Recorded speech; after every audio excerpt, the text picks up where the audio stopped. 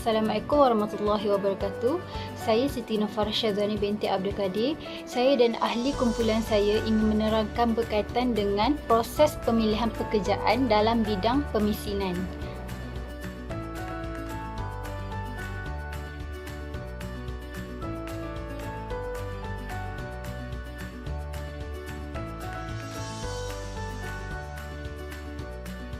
Antara perkara yang akan diterangkan adalah: pertama, kepentingan proses pemilihan pekerjaan; kedua, langkah-langkah dalam proses pemilihan; ketiga, tiga jenis proses temu ramah dalam proses pemilihan; dan keempat, contoh temuduga yang akan dijalankan.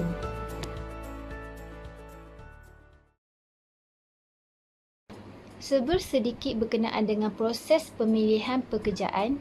Proses pemilihan pekerjaan merupakan proses memilih calon yang paling berkelayakan daripada sekumpulan pemohon. Proses pemilihan pekerjaan amat dipengaruhi oleh strategi pengambilan yang digunakan. Oleh itu, proses pemilihan pekerjaan yang teratur dan juga mengikut prosedur yang ditetapkan amat diperlukan.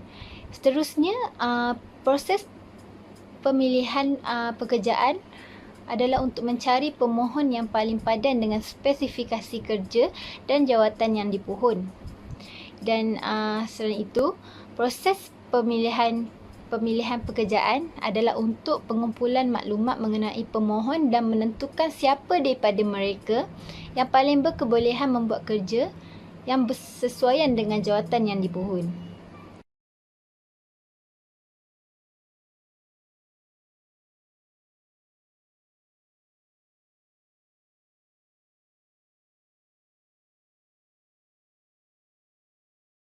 Ya, Assalamualaikum warahmatullahi wabarakatuh.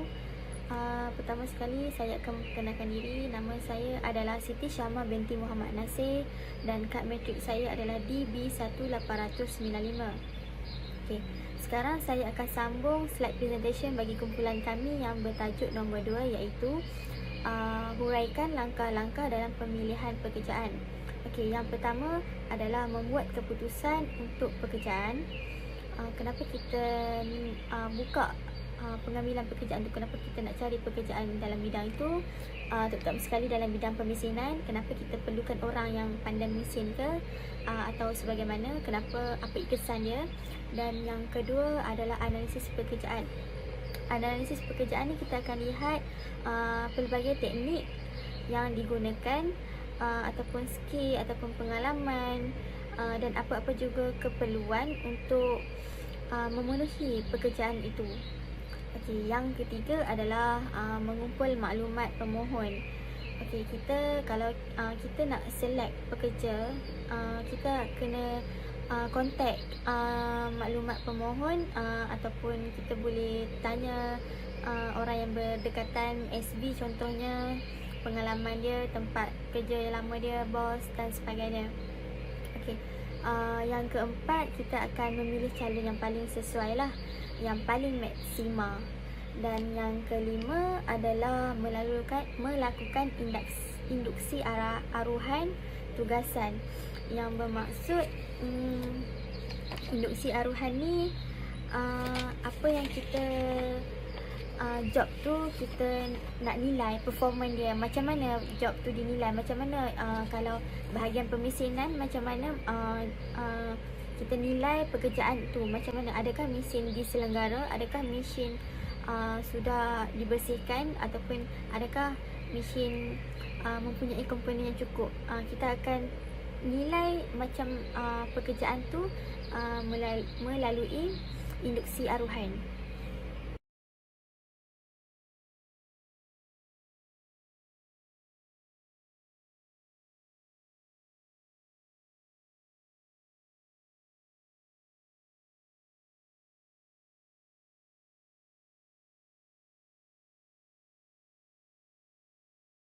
Sekarang saya akan sambung slide kedua saya, iaitu berkenaan tentang langkah-langkah pemilihan dalam pekerjaan, iaitu selection of recruitment. Okey, yang pertama adalah pengambilan pekerjaan. Kita akan lihat dalam bidang pemisinan, why we need to hire that people. Kenapa kita perlukan orang tu dalam bidang pemesanan? Adakah kerana kita kekurangan tenaga mahir dalam pengendalian pemesanan mesin terutamanya? Apakah kesan sekiranya kita ambil orang yang mahir, ataupun kesan jika kita ambil orang yang fresh graduate yang tak pernah pegang mesin contohnya lah. Dan apa juga kesan sekiranya kita mengambil pekerja yang banyak pengalaman tentang pemesanan walaupun dia tak ada ijazah ataupun pendidikan yang tinggi. Apa kesan dia terhadap kita punya company secara holistik? Dan yang kedua adalah kita akan lihat analisis pekerjaan sama seperti slide pertama yang saya terangkan tadi, iaitu kita akan tengok pelbagai teknik yang dibuat untuk menunjukkan skill dan performance ataupun pengalaman seseorang itu dalam memenuhi pekerjaan itu. Apa yang dia buat, adakah dia boleh selenggara mesin, adakah dia kenal komponen, adakah dia tahu cara bagaimana nak selesaikan masalah mesin yang down dan sebagainya. Okey, yang ketiga adalah spesifikasi individu. Okey, spesifikasi individu ni kita boleh lihat dari segi personality seseorang itu. Okey, sebagai contoh, dalam pemesanan kita akan, paling penting dalam bidang pemesanan adalah keselamatan. Dan kita akan dapat lihat kita dapat judge dari segi pemakaian terutamanya. Kita akan tengok, okey, dia akan pakai safety shoes tak? Dia akan utamakan keselamatan diri dia tak sebelum dia mulakan pekerjaan? Okey, kat situ kita boleh nilai spesifikasi individu. Ataupun kita boleh contact orang-orang yang terdekat seperti SV, seperti tempat kerja lama dan sebagainya. Okey, yang seterusnya ialah memilih yang paling layak. Kita akan pilih yang paling maksimal, paling dekat, paling yang memenuhi keperluan dengan syarikat, terutamanya dalam bidang pemesanan, bahagian-bahagian mesin, adakah dia kenal komponen, yang mana paling kenal komponen, yang mana paling boleh selesaikan masalah. Dan yang terakhir adalah kita pengambilan pekerja itu, iaitu selection.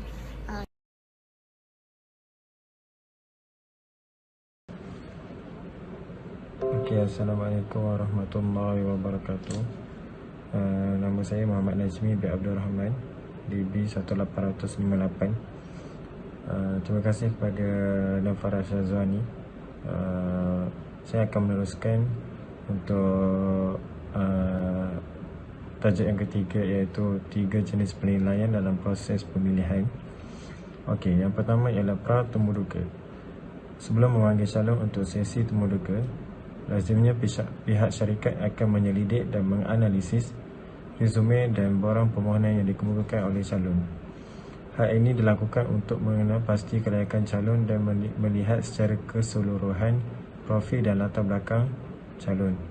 Selepas meneliti maklumat-maklumat yang ada di dalam resume calon, pihak syarikat boleh menghubungi perujuk peribadi calon yang terlibat untuk mendapatkan maklumat-maklumat yang berkaitan. Okey, contohnya kalau yang berkaitan dengan pemesanan macam saya pernah pergi ke sebuah kilang untuk temuduga suatu ketika dahulu. Pihak HR lazimnya akan menapis dahulu kita punya maklumat peribadi melalui email, resume dan CV kita. Dia akan meneliti adakah kita layak ataupun mempunyai pengalaman ataupun dan sebagainya lah untuk dipanggil untuk peringkat seterusnya. Okey, peringkat seterusnya ialah temuduga pembukaan. Temuduga ini ialah proses kandungan atau isi, iaitu dengan lebih mendalam. Dalam proses ini, tugas penemuduga ialah untuk mendapatkan maklumat khusus daripada calon. Penemuduga akan mengemukakan soalan terbuka dan soalan tertutup untuk calon. Soalan-soalan yang dikemukakan terkawal dan merangkumi soalan berkaitan maklumat diri, pengalaman calon dan soalan yang lain yang kurang jelas dalam resume calon. Penemuduga akan membincangkan setiap soalan dengan teliti dan terperinci. Okey, ni pada peringkat yang seterusnya ialah biasanya kita akan mendepani sendiri panel-panel daripada wakil syarikat. sama ada pegawai daripada Human Resources ataupun pegawai-pegawai yang terlibat dalam kilang tersebut lah. Contoh untuk pemesinan am, dia akan menilai kita daripada tahap pengalaman kita sebelum ni, sama ada tahu ataupun mahir dalam mengendalikan mesin ataupun lebih cepat belajar untuk mendepani daripada syarikat mereka. Lazimnya dia akan menilai kita daripada tengok kita punya kelemahan dan kekuatan dalam diri kita. Okey, yang terakhir ialah temuduga individu.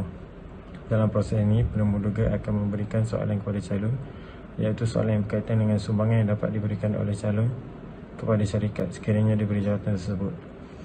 Setelah itu, penemuduga akan memberi pendedahan tentang kerja, tanggungjawab masa syarikat, masa kerja, syarat perkhidmatan dan keadaan kerja yang berkaitan dengan jawatan tersebut kepada calon.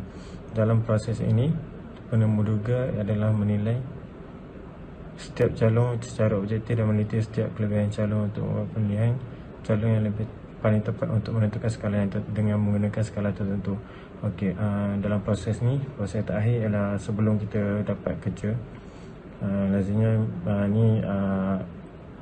senarai calon memang dah sudah sikit untuk melepasi temuduga yang terakhir ini. Biasanya panel akan meneliti dengan lebih mendalam.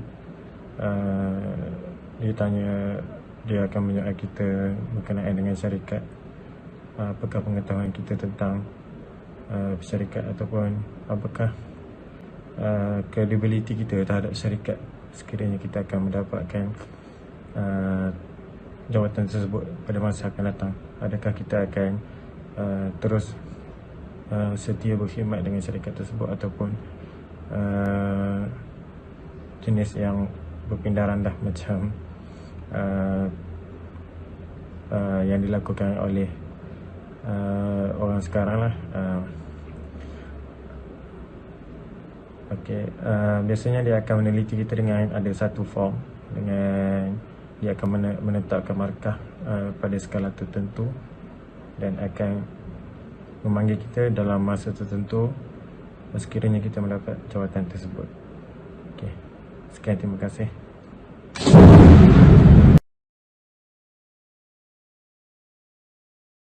Assalamualaikum dan salam sejahtera. Saya teruskan dengan temuduga kerja juruteknik. Temuduga kerja juruteknik yang saya pernah alami adalah saringan. Lepas tu ada borak kosong, ada ujian kemahiran, ada sesi soal jawab dan last sekali adalah tawaran kerja. Nak tahu apa lebih lanjut berkenaan dengan saringan, borak kosong, ujian kemahiran, sesi soal jawab dengan tawaran kerja? Jom kita teruskan.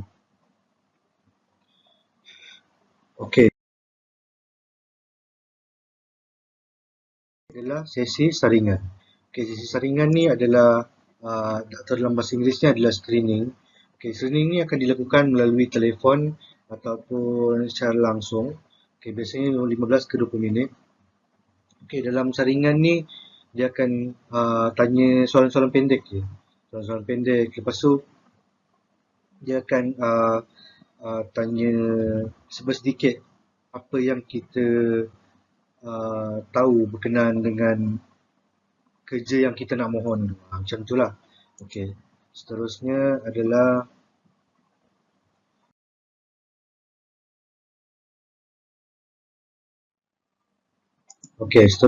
borak kosong. Borak kosong ni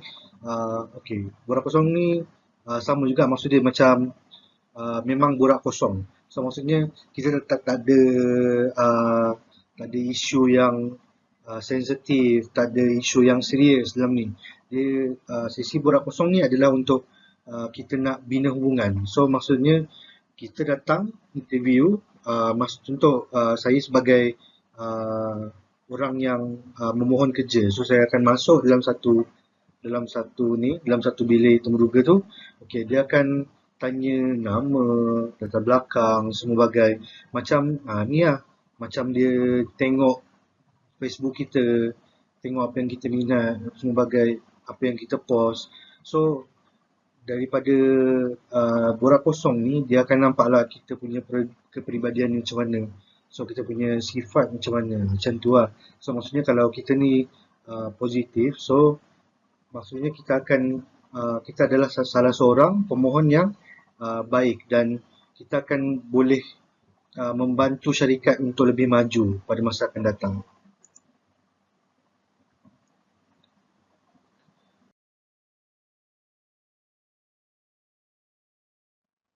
Okey, yang ketiga adalah ujian kemahiran.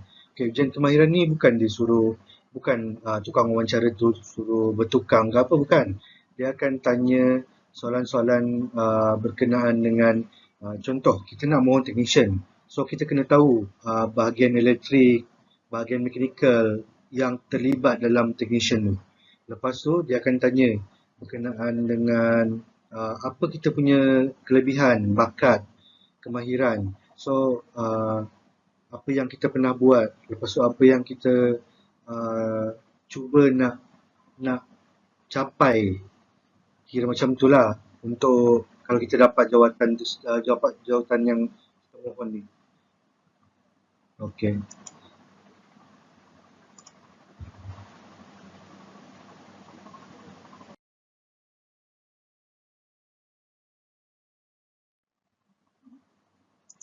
Okey, yang keempat adalah sesi soal jawab. Okey, dalam sesi soal jawab ni kita akan bertemu dengan panel. Okey, kita akan bertemu dengan panel. Lepas tu panel akan bertanya soalan berkenaan dengan visi misi syarikat. Lepas tu apa-apa yang ada dalam resume kita dia akan tanya. So maksudnya sesi soal jawab ni lebih kurang juga macam yang borak kosong tu. Cuma sesi soal jawab ni lebih kepada syarikat. So syarikat nak pekerja yang macam mana. So diorang boleh cari pekerja yang diorang nak dari sesi soal jawab ni lah. Macam tu.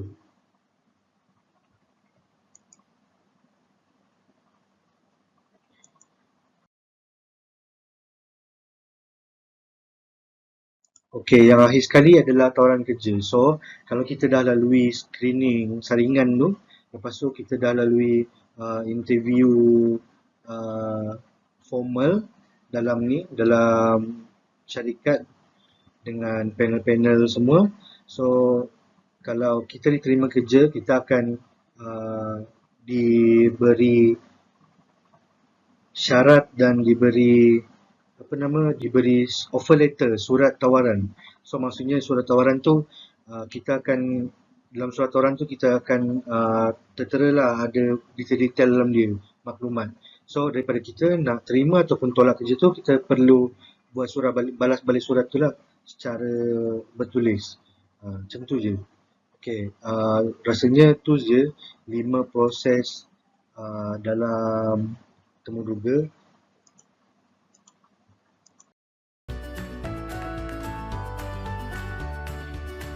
Okay, sekian daripada kami. Terima kasih.